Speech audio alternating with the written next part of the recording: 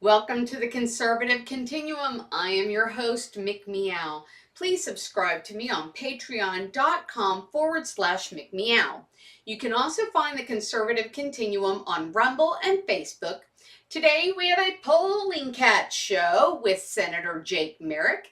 He will be talking to us about his Senate race, the impact of dark money, the status of legislation, and what do we do with this issue on transgender ideology and much more. So, grab your kitty treats and your milk and let's get ready to engage.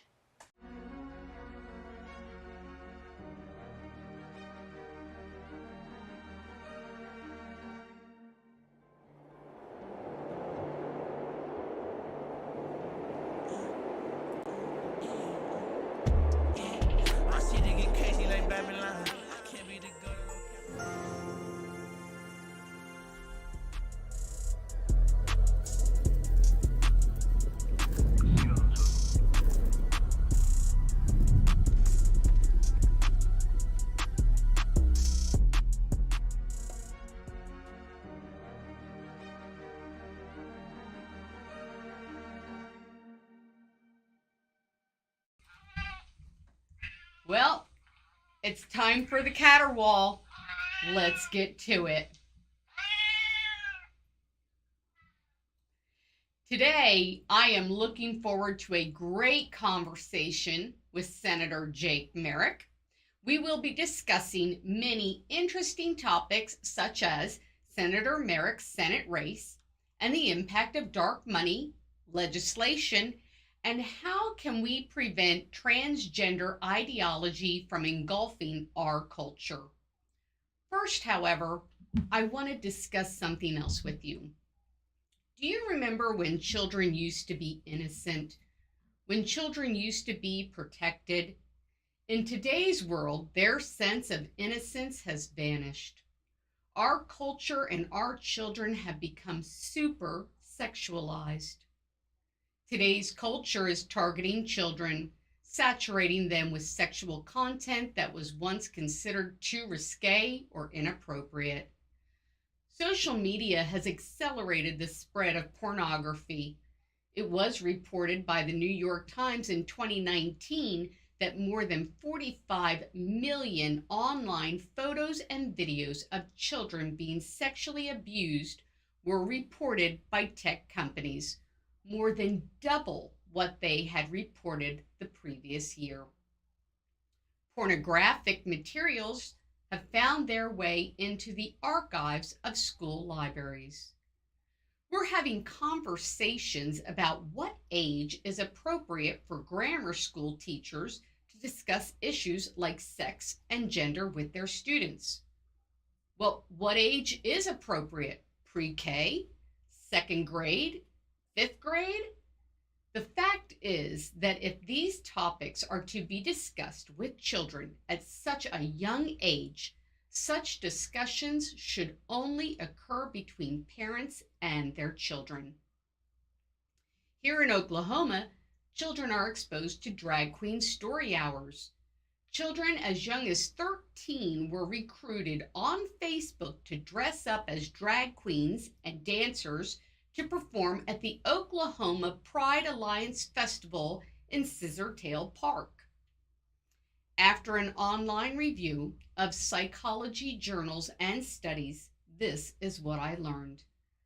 When you super sexualize a child, which includes everything I just mentioned, here are some of the results. There have been instances where 5, 6, 7, and 8-year-olds have molested other children. 8-year-olds are starting to ask graphic questions about toys that you normally find for sale in an adult sex store, or how men become women. 10-year-old boys are asking questions about rimming. 10-year-old boys, such as the one in Canada, have become child drag queens. 11-year-olds, like the one in New York, have begun performing sexual dances at gay bars while men patrons throw dollar bills at them. How can we address all of this perversion? Here are my thoughts. The best approach is to turn these issues over to God with spiritual wisdom, discernment, prayer, and understanding. We need to remain intensely aware of what's happening in our children's lives. We also need to understand the threat that they are being exposed to and urge parents to intervene peacefully, regularly, and aggressively. Thank you, and stay with me. After the commercial, we will talk with Senator Jake Merrick.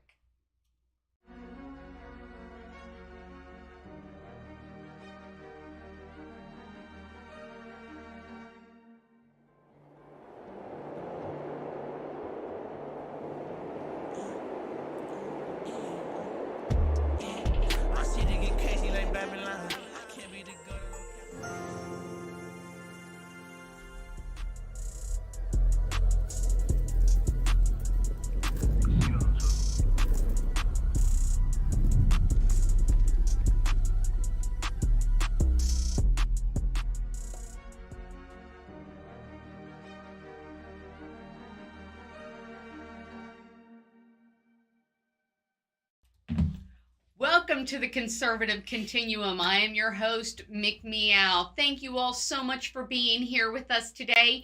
We have Senator Jake Merrick in the house. First, before we get to anything, I want to say thank you to our sponsors, the Oklahoma Conservative Political Action Committee, Mariam Daly for Senate, OTU Media, woohoo! Charles Furia and Carolyn Montgomery. Please go to patreon.com/MickMeow and become a supporter today. Senator Merrick, it is so good to have you in the house. Thank you. So good to see Great you. to be here. I know that we're going to talk about a lot of different topics, but I kind of wanted to open up a conversation about what occurred during the primary elections. Yeah. So this past June, I had a conversation with Jenny White from ROPE, Reclaim Oklahoma Parent Empowerment. Hi, Jenny. About dark money and its influence on our elections. We know we've seen a lot of PACs and 501c4 organizations influencing elections by pouring tons of money. And this is being done on behalf of candidates without their consent against their opponent. So dark money was heavily used against you. That's right. In this election. 185,000 over that was used against you, and 158,000 was used for your opponent. And that was done primarily by people who are Oklahoma school choice voucher advocates and establishment Republicans. After you voted no on SB 1647, which was a bill that sent public school money to private schools in the form of school vouchers. That's right. So can you discuss a little bit about what happened during the primary election? Yeah, so like you said, we had my first experience with dark money was in my original Senate campaign, and it was actually money spent for me. And so to give both sides and to be fully transparent, you know, towards the end of my Senate campaign, then I started getting negative texts sent out, you know, against me, and all of a sudden, we started seeing all these texts go out for me, supporting me, encouraging people to vote for me, and then people were asking me, "Is this you?" I'm like, "No, I have no clue where this is coming from," and so, but I was glad that somebody was out there supporting me, you know, so I said, "Okay, well." We'll take it. And turns out it was, you know, over $100,000 spent in my favor. Like you said, there's no collaboration, or there's not supposed to be. In my case, there was not. I had no clue where this was coming from.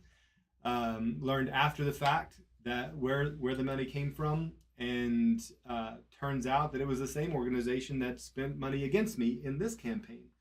So interesting turn of events, and you know, sadly, it was over one issue, one primary issue, which was the school voucher. And so this particular organization was pushing this, and leadership, the governor, everyone was behind this school voucher idea, and it was being promoted as the ultimate conservative answer to the corruption in our public schools. And so that's what was really preached, is everyone focused on the corruption in public schools, where we have common ground. I also believe there's corruption in our public schools, and we must address it. But also, I had a bill that would address the allowance of boys going into girls' bathrooms. And it was not heard in committee. It was shut down, tossed out. So if we're really interested in addressing corruption, why are we ignoring bills like that and then coming on the backside and saying, oh, but we need to get kids out because it's so broken? We're having people like myself and others that are trying to address the corruption head on and reestablish conservative values in our school system, but these bills are not being heard. Yes. And so this idea that we're trying to deal with corruption is a farce. There's something else driving it whenever they're tossing out these bills that would actually deal with it head on. And so you start looking at it from that perspective and saying, okay, so what else is going on here? Like you said, we're taking public money and we're dispersing it to all children. That was the original plan, is to give every child in Oklahoma $3,500 estimate. And then they could take that money and go wherever they wanted, either continue homeschooling or private school or public school. The homeschool community was very much in opposition to this because they did not want the government having a foothold in the homeschooling community. Right. We're very much protected by our Constitution, and we want to keep it that way, the homeschool community. So finally, they carved out the homeschool community. And then what was left was the private. So now this money can be accepted by private schools. And the idea is we create competition with the public schools. Now there's they're competing for those dollars. Yes. And now that people have an option, they can leave there, take the money, and go somewhere else if they're not satisfied with what's being offered at the public school. Yes. All of that sounds great until you follow that money and say, but the government never really just blesses people. They never really just benevolently give away money. There's always strings attached. Yes. And so once you remember that key issue, you say, wait a minute, I don't think I want the government now controlling private schools. Now, of course, in the bill, there were lots of provisions to protect that, saying we can't do that. We're only going to audit 10%. But I've seen this over and over again in my short time in the Senate, how bills are brought back and they're rewritten. Things are crossed out, things are added. Once government has a foothold, once they have an entrance, now they can just slowly expand that. So we're going to audit just 10%, but we're having some issues, so we think it should be 20%, maybe 25. You know what? Let's just go ahead and audit everybody. And so I didn't like that idea of getting that government foot in the door of private institutions. So for that reason, I had to vote no on it. Well, I was lobbied hard. Everybody was. And because they knew it was going to be a very close vote, probably dependent on one or two votes, because the Senate was split. Mm-hmm. Now in the race, it was presented as if I was the lone guy that was opposed to it. But it was not. No. I mean, the only reason it failed is because there were multiple people that were opposed to it. Right. And there were many people who voted for it who didn't like it, but they did to please leadership so they could keep their position. Mm-hmm. And that's another issue that has to be addressed. But I have always said I'm about principle, yes, and I'm going to vote based on what I believe is right and wrong, not to please anyone and not to try to get reelected. Thank you. And so I say this all the time, if you have to have this position, you're a dangerous person. So I don't have to have this position, because if you have to have it, you're willing to compromise. Mm. I did not have to have this. I'm not defined by my role as a senator. So I maintained my principle and voted no against it, even though there was heavy pressure to vote for it. Even on the floor, after the vote was cast, it's held open. This never happens. This never happens, except whenever leadership is in control and can tell them, hold it open. Why are they holding it open? It was held open for over 2 hours. so that they could work the floor. And I told many people afterward that was corrupt. That was wrong. That should never happen. Whoa. And so, I'm asking what kind of deals are being made on the floor to try to get the outcome they want, putting the pressure on the senators to vote a certain way. So there was a lot of pressure on this bill, and ultimately it was seen in the election. Wow. That is amazing. That is an amazing story. I don't think I've heard it in quite put that way.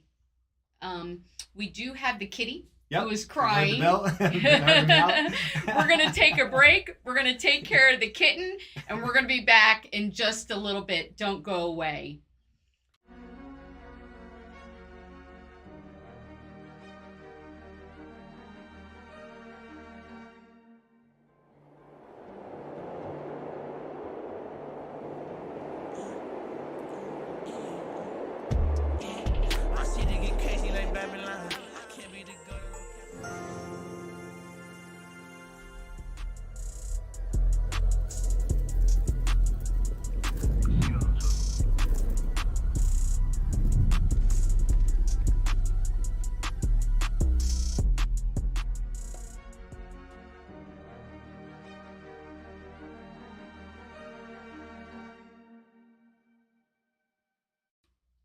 Welcome back to the Conservative Continuum. I am your host, Mick Meow. We are here with Senator Jake Merrick.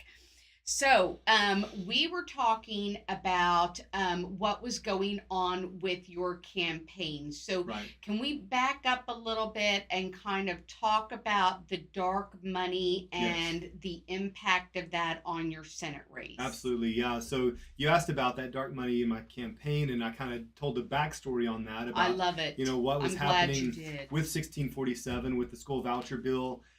How it was presented to the public as this ultimate conservative answer to the corruption in the public schools. Yes. So there's a lot of public support for this because people are tired of what's going on in public schools. They're tired of boys being allowed in girls' bathrooms. They're tired of the LGBTQ agenda being, proudly displayed throughout the classrooms and being encouraged, and all of these, the pornography in our libraries, on and on and on. And so we're tired of it. And people are wanting to do something, take action. And so what was proposed was this voucher bill to help people get out of the public schools. Again, when the opportunity is given to address this corruption head on, suddenly leadership, and I have to just refer to leadership because leadership controls the Senate. The way the Senate and the House is structured right now, it's top heavy. It's centralized power. It's not the republic. It's not democracy. It's centralized power where you must please and appease the leadership, which is the pro tem, the floor leader, and those they appoint to the chairmanship of the committees. Mm-hmm. And so that group decides what happens in the Senate. The rest are beholden to them and saying, you can present bills all day long, but unless they give the go-ahead, then your bill is dead. And so it's required then, if you want anything heard, you must be in good graces with them, be in good favor with leadership. And, I'm not here to please men. I'm here to advance what righteous legislation. So that put me at odds with leadership, and most of the time. So come a re-election time, what do you think happens? Well, they're not for me. It becomes very difficult then to get endorsements even from your own colleagues, from within the Senate, from other Republicans. Ask anyone. I even asked Governor Stitt, who would you name as the most conservative legislators in the Senate? And I promise you, he would name my name up there among the top because he knows that I am consistent with conservative legislation. But that's not what gets through. The conservatives don't hold the reins, don't hold the power in the Senate. And so, others like Senator Hamilton, Senator Jett, Bullard, these guys have consistently voted, Dom, of course, with conservative values and letting value and principle lead the way. But if you're not there, if you're willing to compromise, then you're going to be on board with more of the moderate approach to things. Yes. So, come election time, you're a threat. You're not on board with that agenda, so they need you out. They need people who will get on board. And so when we talk about the establishment, that's what we're talking about. Those who have deep roots who in leadership, they've been there for years. They know the game, they know the system, and they're connected with everyone else, whether it be other PACs or conservative groups, those that in the House, those in the executive branch. They all work together to ensure they stay in office so they can advance their agenda. This then is not the agenda of the people. Right. This is the agenda of those in power who want to accomplish something. I think that the people would like no vaccine mandates statewide. Yeah. Last year we had a rally of 6,000 people at the Capitol from around the state demanding that they not lose their job if they refuse to get the jab. But the legislature was quiet on it. I said, this is the issue of the day of this session, and people should take note of those that do not take action on that, and they should remove them from office. This did not happen. We didn't see Governor Stitt act on it. Right now, the issue that the people want to see addressed is the sex reassignment surgeries not being addressed. We could deal with it right now, and I know you may want to cover it more in depth later. Yeah. But these kinds of things, my campaign in the primary, I'm not mad that I lost, okay, if that was the will of the people. But the people were manipulated. I was smeared. Lies were told about me, saying that I was on board with Biden's woke agenda, that I was opposed, that I was, for all of the public school corruption and things that we're seeing, when I'm the one who wrote bills to address that, and these bills were shot down. So these were outright lies, smearing me and swaying public opinion toward my opponent. Now, if the people are like rallying around my opponent saying, yes, I believe in her vision, I believe in her conviction, we need someone like her in office, then hey, I submit to the will of the people. But that's not what happened. They didn't rally around her and cheer her name. They just said, we must not vote for Jake because he must be corrupt, because that's what everybody's saying. Right. But everybody wasn't saying that. Just $350,000 were saying that in the form of internet ads, radio ads, TV ads, mailers from this dark money. And here's the thing, there's no recourse. I can't go confront them.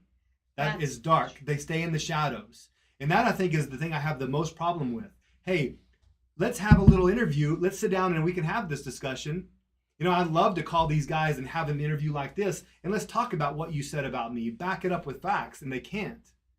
But they'll never do that because they stay in the shadows. They're funded with all these millions of dollars, and they just throw out lies, throw out more mailers. They know it influences the masses. And so I've said this before, we should be concerned about the ballot box and the integrity of our vote. But we should also be concerned about public opinion and how it's being manipulated through dark money, because that's also influencing the elections. Right.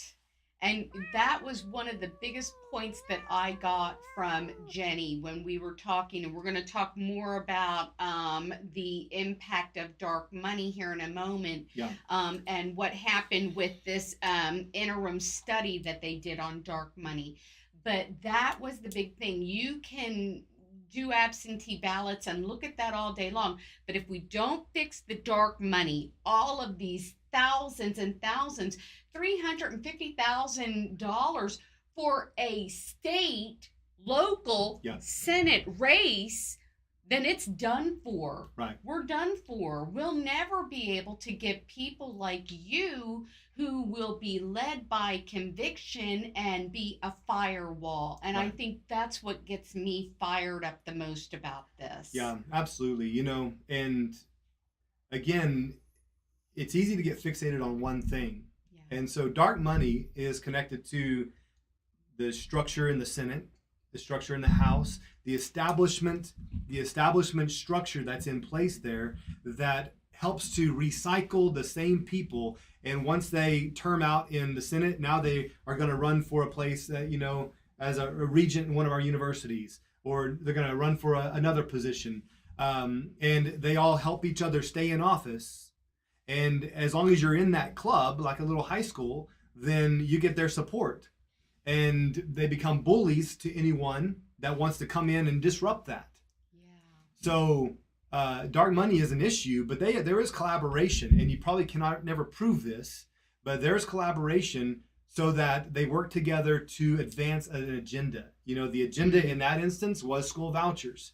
Well, I don't want school vouchers in Oklahoma, not the way they proposed it. Right. Where suddenly private schools are threatened.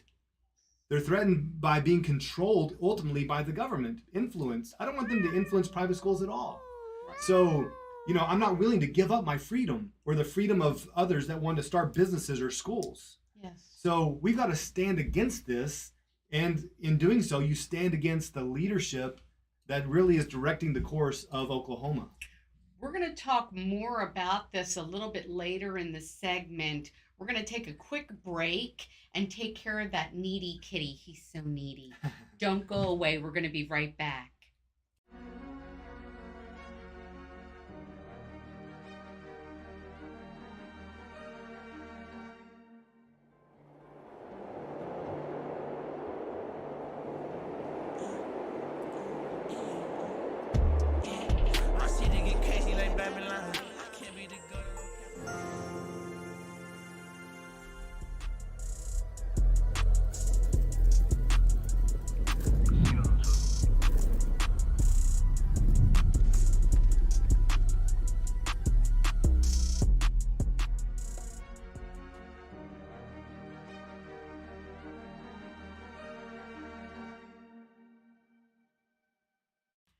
Welcome back to the Conservative Continuum. I am your host, Mick Meow. Please go to patreon.com/Mick Meow and become a sponsor today. That will allow us to keep all of this good information that we are getting out to you and to me so that we know how to build a firewall against all of these issues that are going on here in our state of Oklahoma.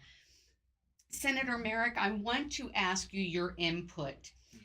Jenny White was a guest at the interim study on dark money, and that was held by the Elections and Ethics Committee back in September. And there were 3 points that I want to get your reaction to. First of all, Ashley Kemp, she is the director of the Oklahoma Ethics Commission. Yeah. So she spoke about the need for additional funding and then the existence of their vacant positions, which apparently that includes the deputy director and the director of compliance. Right. And she also revealed that there was a difficulty in reviewing a lot of these past reports because on the complaints, because they didn't have the staffing, the time, the funding. She acknowledged that there was very little that they did as far as prosecution. And there were a large number of investigations that were dismissed or they made these plea deals. So no safety guards were in place from what I saw. I referred to it as a soft on crime policy. So my question is, what are your thoughts on that? Because that's how I see it. I see it as we're just letting it go. Yeah, I've been told by the ethics committee as well that they would like to do more, but they need funding. And do you think that the legislature is going to grant them more funding so they can do more investigation into their own campaigns? Mm-hmm. That's the rub. So they will not get more funding because what's it going to do? It's going to expose those that are in power. So, they realize that they are in a difficult position, the ethics committee. I empathize with their situation because they would like to do more investigation. And I believe that is the answer to a lot of these problems. That's why they're there, is to investigate these sorts of things. They need to be at the helm of this investigation into dark money, and to be able to address it in real time, not after the election. And so right now they do nothing during a campaign. They address it after the election. Guess what? After the election, no one cares. Yeah. It's hard enough to get people to care during a campaign, to actually show up to vote. And so after the fact, even if they do find corruption, is anything going to be done about it?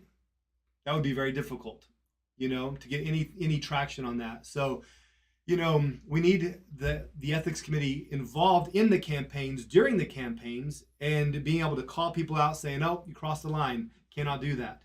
And I'm not saying they slap them with a fine or anything like that, but just to keep them in line, because there's a lot of people, and if we want more grassroots people running, we don't want them afraid of I know that I I've missed deadlines in filing my campaign, my ethics report. And I learned. I had to pay a fine on it, you know? So I wasn't aware of the rules, and I did learn, you know? I learned the hard way. But, you know, we don't want people afraid of making mistakes and not keeping them from running. Yes. So the ethics committee needs to be a support and a help to integrity and men and women of character to help ensure they stay in office and weeding out the others. Mm. You know, that is the main function of that office. And so the problem is those that need to be weeded out are the ones that are controlling the purse strings and the funding that would ensure they could weed them out. Mm. So, yeah, that's a dilemma. That is a dilemma. It's a little perfect storm there. Right. Vicious cycle. It starts with, here's where the most important issue in Oklahoma, I believe, is the structure of the Senate, the structure of the House. Right now, like I said, they're top heavy. It's centralized power so that the people of Oklahoma are not being represented in either body. I was told while I was running for office, he said, if you get elected, you won't be able to do much. Because he knew that I was a man of character and a fighter. And he said, you probably won't be able to do much. I'm like, well, that's encouraging. And he said, you know, 3 people run Oklahoma. Governor Stitt, Charles McCall, Greg Treat. They run Oklahoma. They call the shots. They're the gatekeepers. They decide what's allowed to be heard. And so, again, if you're not in their good graces or if you're opposed to them in any way, then you're going to be shut down. I experienced that personally. So did Senator Hamilton. So did Senator Jett. Others that had conservative legislation. Senator Bergstrom, you know, had SB2 to deal with men and women's sports. Yes. And it was not heard. And we're like, why? In a conservative body is this not being heard? Suddenly next year it was heard during election year. Yeah. You know? So we got to ask these kinds of questions is like these conservative issues, why are they not at the forefront? You know, why are we not right there along DeSantis and saying we will deal with this, yes, and you're not going to stand in our way? That kind of attitude. You know, I'd like to see more of that from our governor. Yeah. I don't care about dealing with sex reassignment surgery next session. Yeah.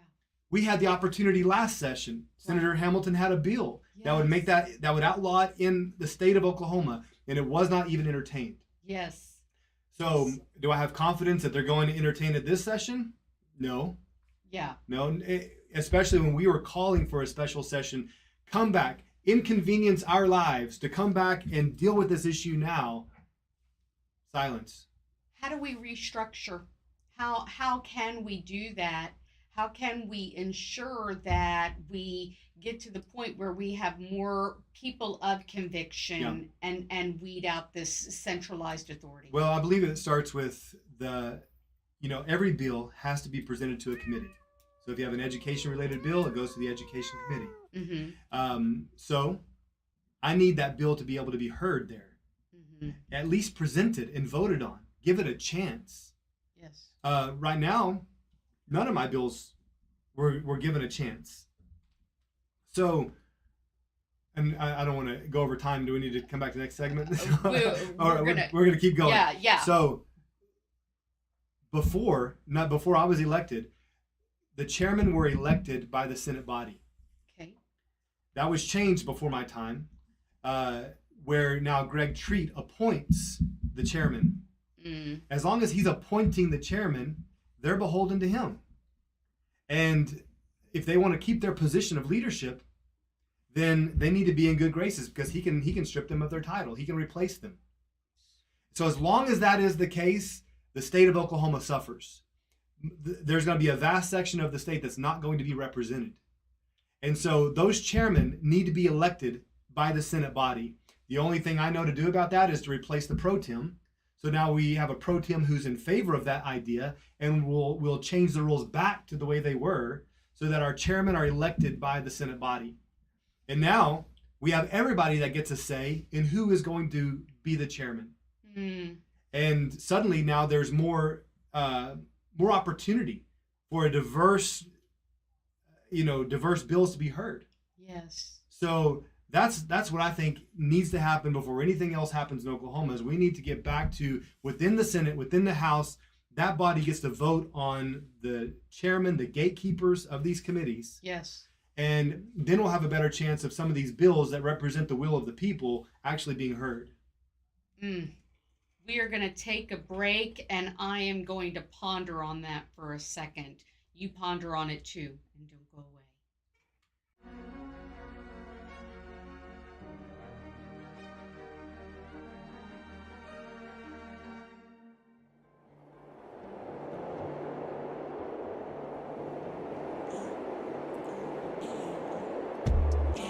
My city get crazy like Babylon. I can't be the good.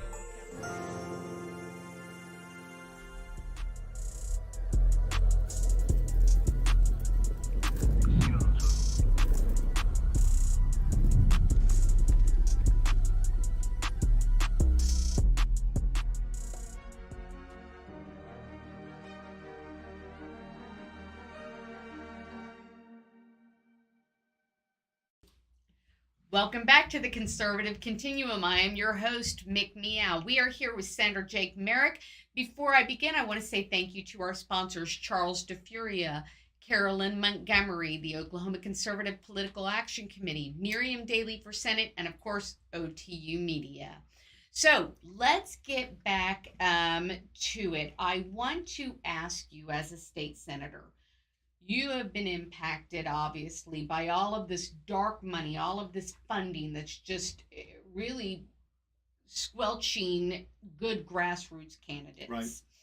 Right. And so what would you like to see happen to address this by consulting firms, opposing candidates, and the Republican Party itself? No, I'm glad you asked that. You know, I opted not to have a consultant in all three of my races because I wanted to control my own message. And I say this repeatedly, I'm not against consultants. You know, I think that they can be a blessing to people to help give guidance. You come in, we want grassroots people that come from among the people to represent the will of the people. We want those kinds of people, not the ones that are disconnected from the general masses. And so because they're coming from the people, maybe like me with no prior political experience, you're coming in with eyes wide open, but learning as you go. And there's a lot to learn about the whole process.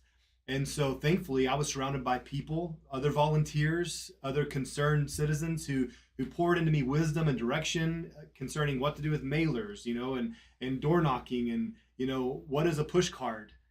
Tell me what these things are and what you need to do. And so tons of direction and advice. I love that. I was so proud of my first campaign because of the other people that were involved in it. And I knew it wasn't just me that got across the finish line. We all did. And so I thought it was such a win for the people. So we want people like that, Yes. that represent the people. So consultants can be good. But unfortunately, a lot of consultants are not concerned with getting the right person in there. They're just concerned with winning, with getting anybody in there and then tagging their name to it and says, see, I can get you in office. If you want to win, come hire me. So then you have a lot of people who just want power, just want prestige, just want to be in that office for whatever reason. So they go hire someone who can just get them in there. Yes. So it's not about protecting freedom and your conviction and representing the people. It's about, hey, I'd love to be a senator. Yeah. Can you get me in there?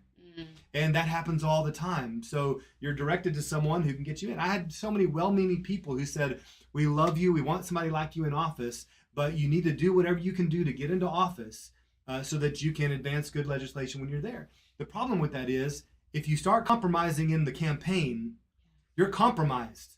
You'll continue that pattern throughout.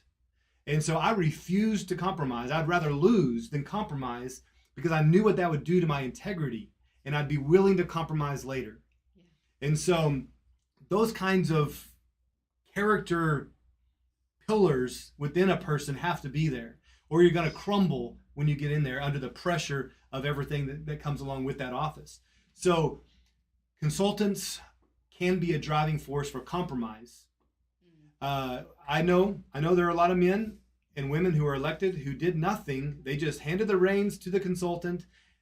They got their picture taken, put on the mailer, and the consultant took care of everything else. And I do not like that way of campaigning. I think it's dishonest. Yeah. And so you should be out there meeting the people, engaging with the people, hearing from the people. So, again, are the consultants there just to build their portfolio and to do whatever it takes to win? What happens is you end up with weak men and women in office who can't stand under pressure, who won't stand and fight, because that's what we need in this day is people who are willing to fight. Amen.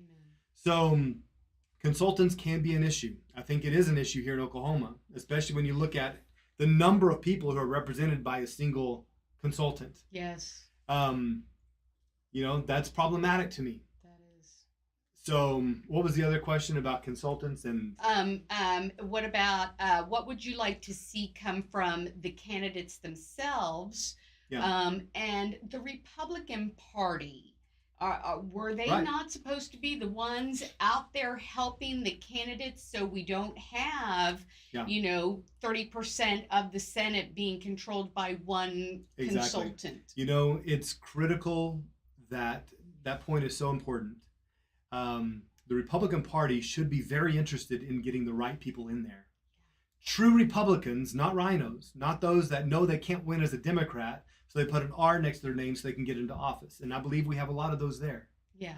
So the Republican Party, the chairman of the GOP, should be very interested in vetting, finding those right people, weeding them out if they're not right, exposing them if they're not right. Yes. Saying, hey, this is the one we support. We do not support this one. Yeah.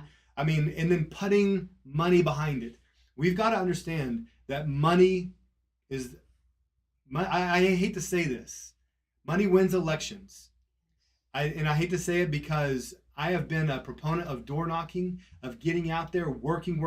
That's what we did. We had so many volunteers who knocked every Republican door in my district. And we lost because my $30,000 raised could not compete with the $350,000 spent against me. That's the problem. With the mailers and the ads and everything else. So we need an injection of money. People need to put their money where their mouth is, where the conviction is. And the Republican Party needs to do the same. People need to be giving to the party, and the party in return needs to be working on behalf of the people to find the right candidates to get in place. Men of character, of integrity, that are willing to fight. And so I completely agree. The Republican Party needs to step up and be a big influence on our elections. Yes. When we come back, I want to go a little further about the legislation that is dying in the Senate. I want to kind of pound a little bit on that. Yep. Okay, don't go away.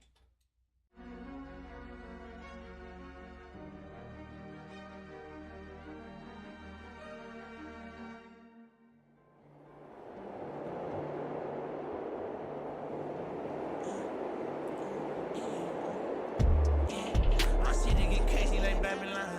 Can't be the good.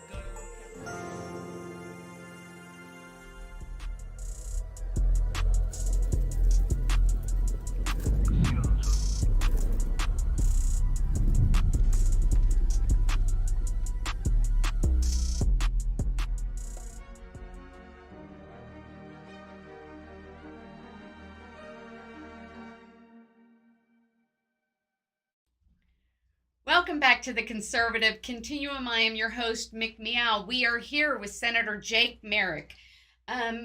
We touched on the fact of we have this legislation that is dying in the Senate. Right. We talked about SB 676, the one where it would have prevented, the provision of this gender-affirming surgeries. Right.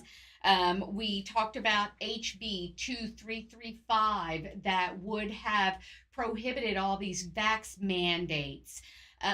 There are lots of ones for election integrity, like SB 1690, the post-election forensic audit that never happened.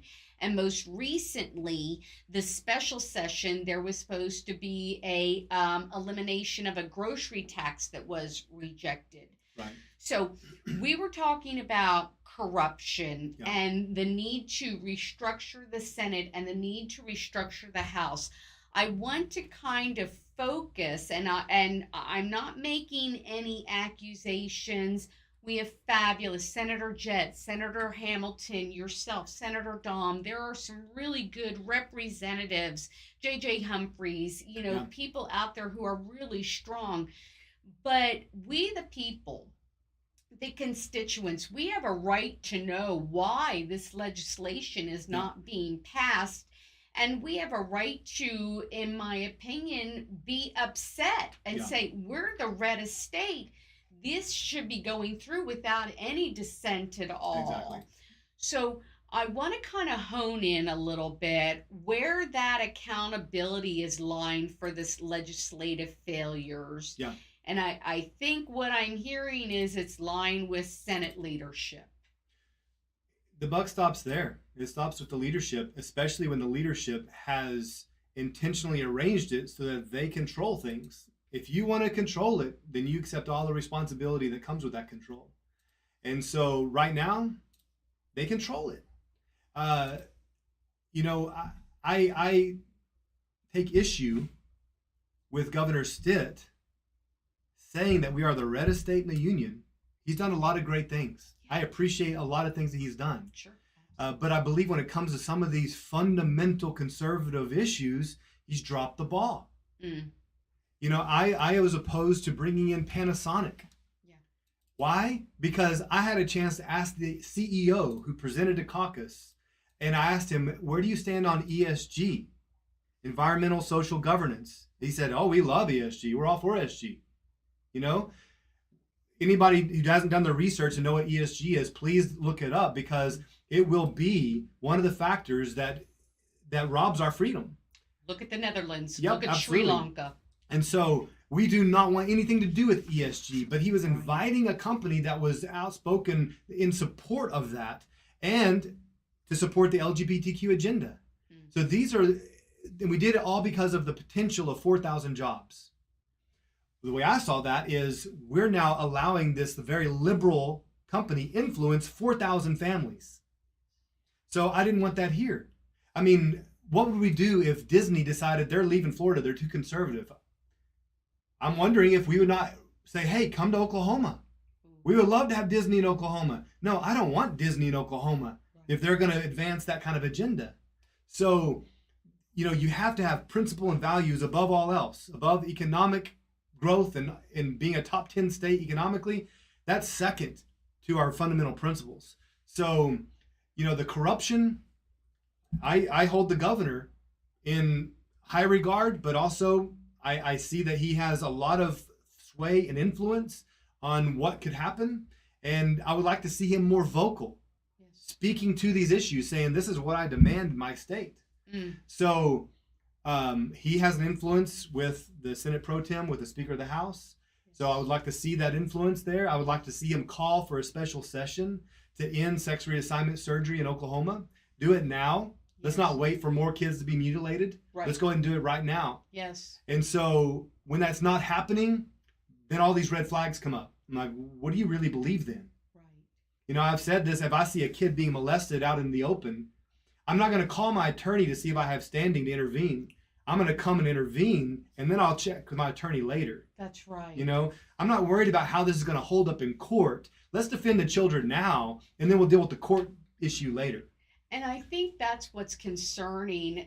I talk to a lot of different people, ordinary, everyday folks. Yeah. That's what's concerning. Yeah. How do we know? How do we have faith in the fact that, the bill for, gender reassignment surgery, for anyone less than the age of 18, 21, yeah. I mean, okay, 18, you're of age then. Right. But it was killed in 2021. It was killed in 2022. How do we even know when the pro tem said on the floor during the special session, oh yeah, we're going to bring this up? Is it going to be brought up? Is it going to be discussed? Yeah. Is it going to pass? I have zero confidence. And the response is, well, we want to make sure it's right. We want to make sure we have the right legislation. Yes. Well, from what I've seen, what that means is we want to make sure there are plenty of loopholes so that we don't truly shut it down. That we still have favor with OU and all these big institutions that we're intimately connected with. We don't want to be opposed to them. Yeah. So we're going to make sure that it's right. Has plenty of loopholes so that, we can claim that we took conservative action while also maintaining our relationship over here. Right. So, how do we deal with the corruption? I have an answer to it, and I don't know if you want to talk about it now or in just a second. Let's talk about it in a second. Okay. I want to get back to that because I want you to have plenty of time to talk about it. We're going to take a quick break because that kitty is crying. He's so needy. And we're going to come back and we're going to find out what's the answer to corruption. Don't go away.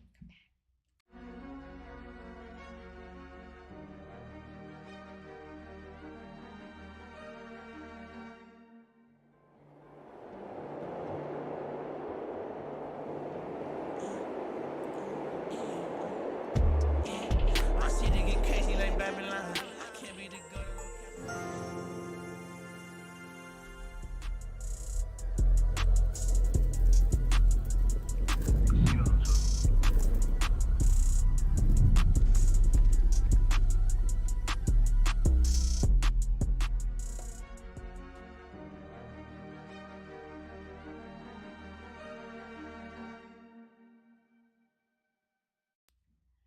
Welcome back to the Conservative Continuum. I am your host, Mick Meow. Please go to patreon.com/Mick Meow. Become a sponsor. This is just vital information and we want to continue to share it with you. When we last left off, you had said you had an answer to corruption. I am all ears. Okay. Evil men will continue doing what they're doing unless they're confronted with an equal and opposite power. Right now, they can do whatever they want, and guess what? The people forget. What did we not vote on last year? I bet the majority of people don't remember. How about the year before? What was the big issue that we were so rallying around? Most people forget about it. Yes. They're betting on that if they just don't talk about it, don't look that way, people will forget. That we're focused on, the next football game. We're focused on all the other things going on in our life. We're busy. We really don't have time for this. But in the meantime, these are things that are defining our state and will ultimately define our freedom. And so when we have people there that aren't interested in the will of the people, they're interested in an agenda, then the issue is, will we remind them? Will the people get involved? Yeah, there is corruption, but the blame has to return to us. We have to take responsibility as the people. Mm. If we continue pointing our finger at the Capitol saying they're messed up, well, how did they get there? We have to own that. Yes.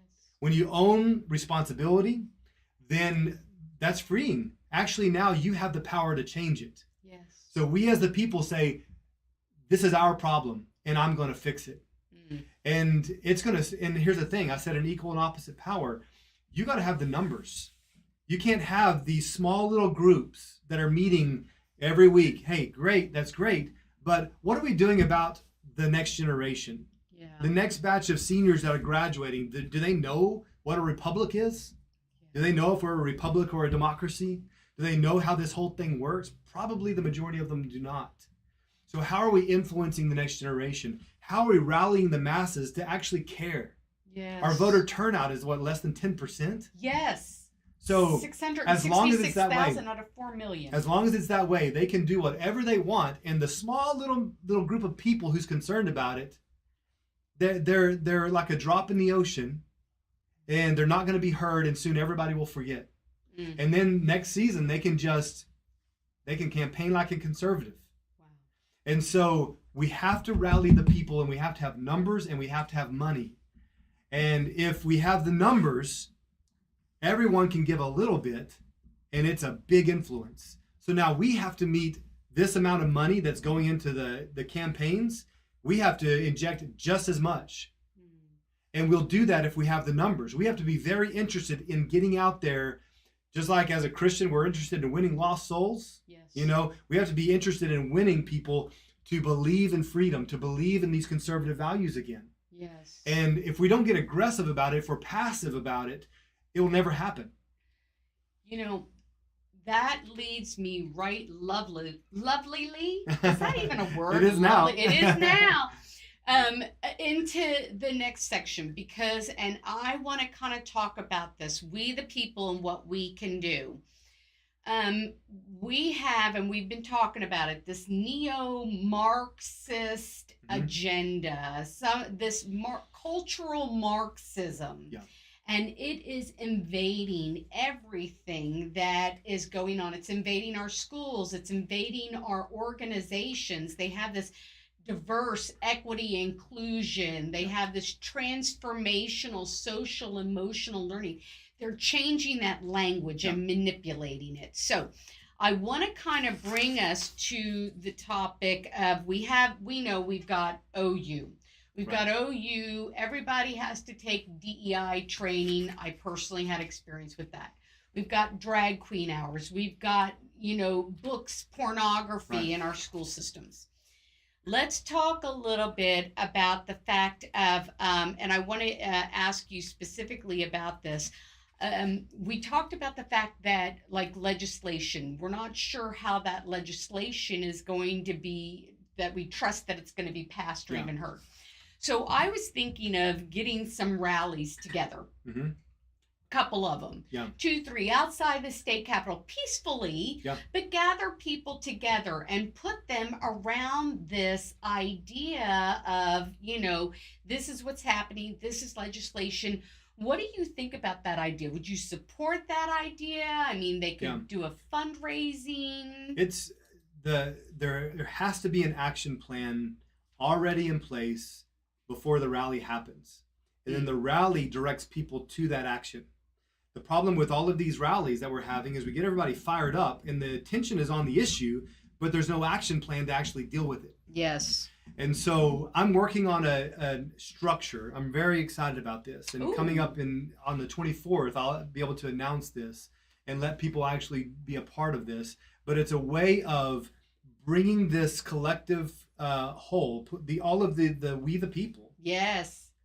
In unity. Yes. And directing this with funds in this direction to not just poke the bear, but to slap the bear. Yeah. And call the bear out and make the bear come out of his cave, and we're going to deal with it out here in the open. Yes. And that has to be done through money. It has to be done with enough funds to hire the right lawyers to go and address this head on. Yes. We have to have the right kind of media, film crew to go around and expose certain things. We have to be able to go and have enough money to support the right candidates. Yes. That, hey, this grassroots candidate is out there wanting to do good, but he doesn't have any money, doesn't have any exposure. So he'll have a place to go and get the funds, to get the mailers, to get the billboards. And now if the dark money wants to come in and influence it, they're gonna have to put in a lot more. Okay. So I think what this is leading into is the role of maybe the state GOP. Right. It is. Okay. But I'm not dependent on that. Okay. And this is where we have to adjust our thinking, is to stop depending on the establishment, stop depending on government. If only they would let us, then we would. No, I'm going to anyway. Yeah. I'm going to start my own organization. I'm going to make my own rally. I don't need permission. The people have to stop waiting on permission. Just rise up. You are the authority in the land. The people are the authority. When you get that back in your identity, that this is my country. Yes. And then we rise up as the people, suddenly they lose their power. Yeah. The power is in the people still. As long as we have an inch, we better take it. Yeah. We better take it. And we have a window right now, an opportunity to rise up. But we have to be strategic. I'm not interested in rallies unless there is an action plan connected to it. We've spoken at enough. We've got fired up and then walked away saying, now what? Yeah. And that actually is more damaging because people feel like, I tried, but it didn't result in anything. Yeah. So that effort is great, but it has to be strategic. Yes. And it has to be organized, unified, and funded. When you have those three components, you'll start really making cracks. There's a principle called Sheehan's Wall. And the idea is that you continue hitting the same spot until it breaks. Our problem is we hit one spot for a little while and it doesn't break, so we go to another spot and try to hit it. It doesn't break, so we go to another spot. And we have to stay focused. There's power in focus. Yes. When we hit the same spot and we're saying, I'm not leaving until this thing falls, then it will fall. But you have to have that persistence. You have to have the unity. You have to have the funding. And I promise you, we can take this thing back. Again, he's so needy. We're going to take a quick break. And then I want to come back and we are going to talk just a little bit more. We're going to finish up this because that is, I'm already right here back here. Right. Going, yes. Yes. Okay, don't go away.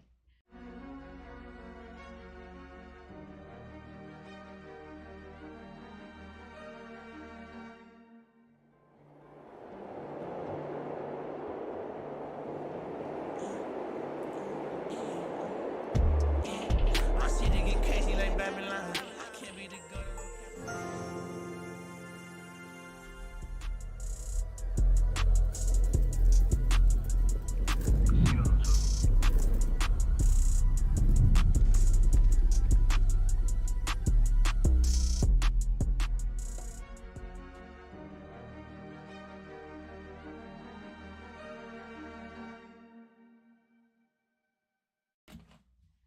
Welcome back to the Conservative Continuum. I am your host, Mick Meow. I want to say thank you so much. I want to hear more about your action plan. Can you share a little bit more about that? We, the people, will just keep it short and sweet and brief. I'm I'm over here making notes. I'm like running out of ink making notes. Well, I do so much appreciate you and OTU Media and having me on. You know, this has been, it's like home for me now. I've been here a few times now over the last 3 years. And so I really appreciate you and what you're doing. Like I said, there has to be a plan in place. People have been asking me since day one after I lost the primary, now what, now what, now what? And there was calls for, hey, let's get a rally together. Let's get a rally. I'm like, even the thought of it just made me cringe. Like, I just can't stand another rally right now. We need to, and it came out of desperation. It came out of, we've got to do something. We don't want to lose this momentum. Right. You know?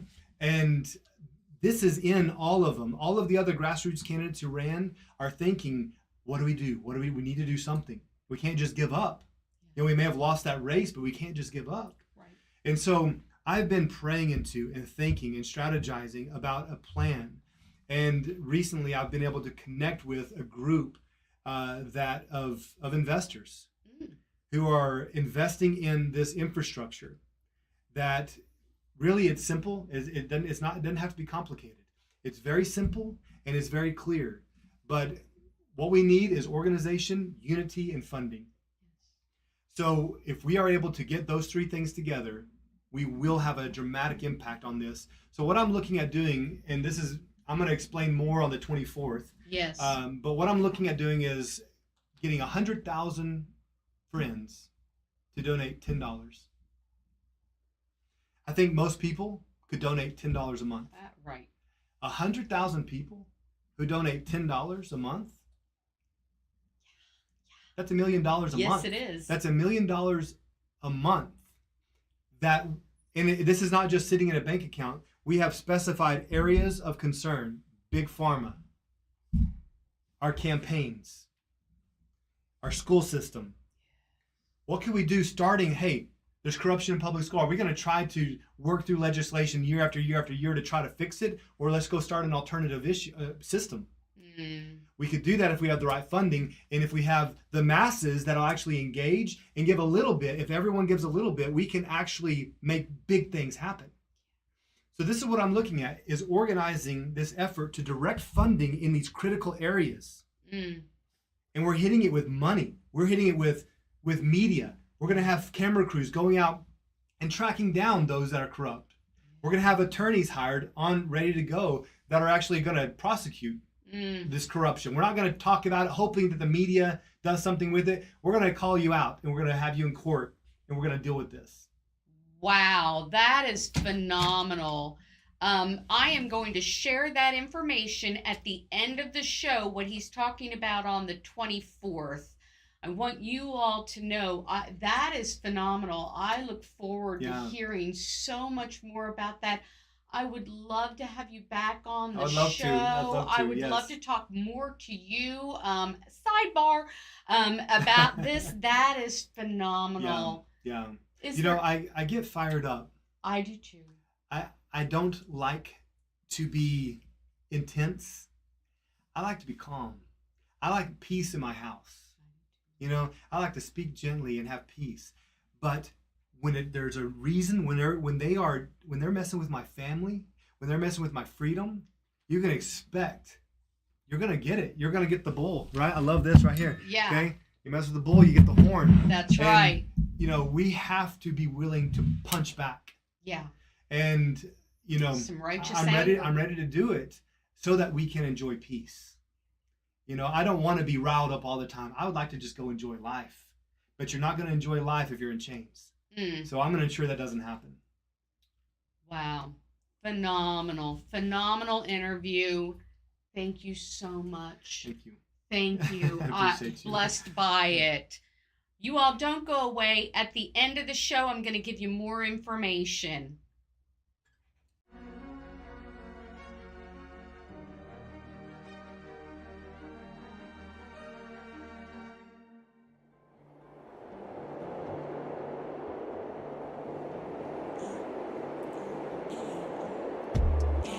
My city get crazy like Babylon. I can't be the good.